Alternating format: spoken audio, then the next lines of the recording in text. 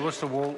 Thank you, Mr Chair. I'm specifically going to speak to my colleague, the Honourable Phil Goff's supplementary order paper and take a bit of a different spin on it because currently the coroner has the ability to inquire into deaths of armed service personnel on active service unless authorised by the Attorney-General.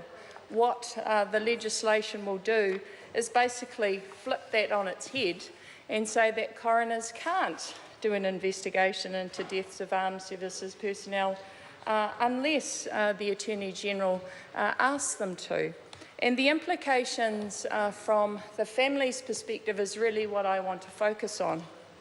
So the Honourable Phil Goff has talked about a specific example, and that is of Corporal Luke Tamatea, who was killed in Afghanistan in 2012 when his Humvee was destroyed by a roadside bomb.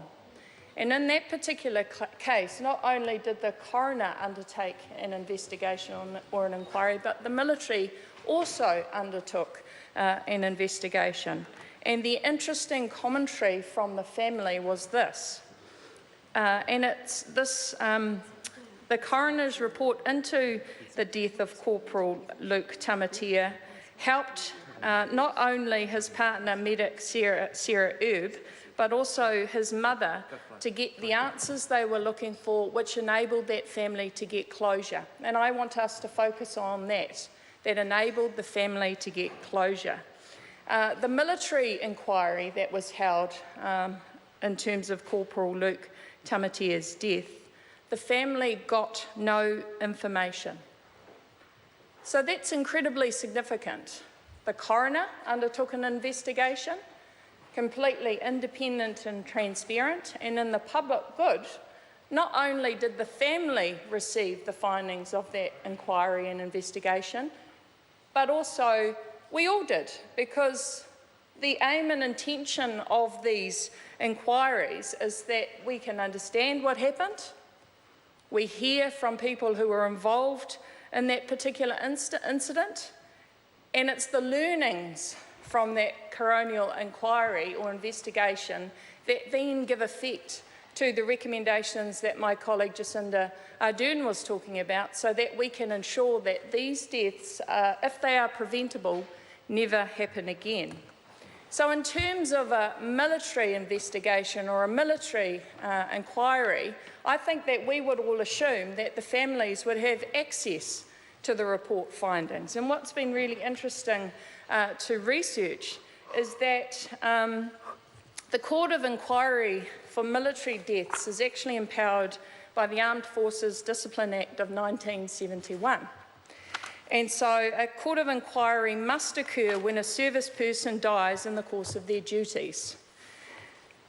However, when I searched through this piece of legislation, and specifically Section 200, that guaranteed that families were entitled to the report findings, guess what? It doesn't exist.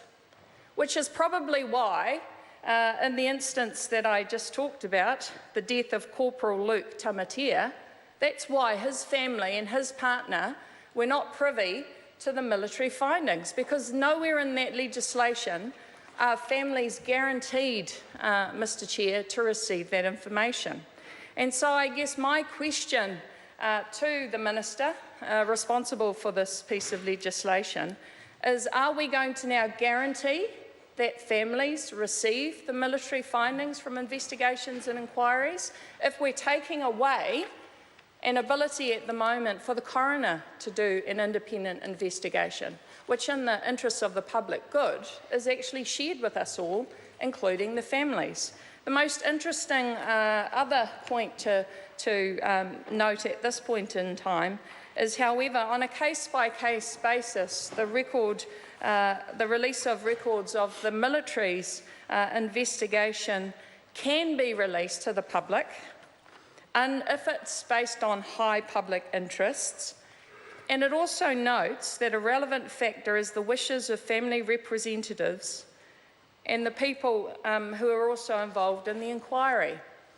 So it's interesting that we then say we will ask the families whether or not they agree on a case-by-case basis, but we don't guarantee, Mr Chair, that they have access to the report findings. So I want to know from the Chair whether or not we are going to ensure that families of people in our military will automatically get any finding that the military now will only conduct, because they have had the safeguard in the past of the coroner and the coroner's office being able to undertake an investigation that guaranteed to them that they would be able to get closure because they had access to the information of that coronial investigation.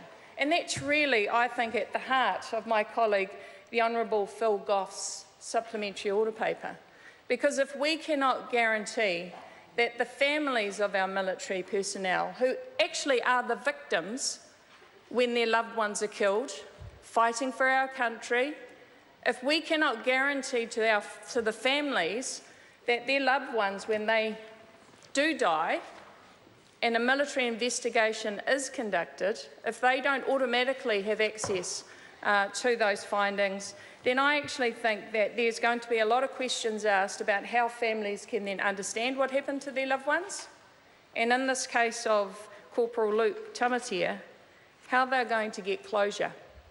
And so if this piece of legislation is going to create this big, huge black hole for families, I seriously think that we need to put on record that it is the expectation of this House and this Parliament that families will have automatic access to military investigations. And if we can't do that, then I think an SOP needs to be tabled immediately by the Minister to address this issue. I am currently on the Select Committee. I wasn't on the Select Committee during the course of this, the submission process for this piece of legislation. But having looked at my colleague Phil Goff's supplementary order paper, and then from my perspective looking at the true intent of this, then I think that if we've left a big black hole that our families are going to fall into, we need to do something about it. Thank you, Mr Chair. Call Dennis O'Rourke.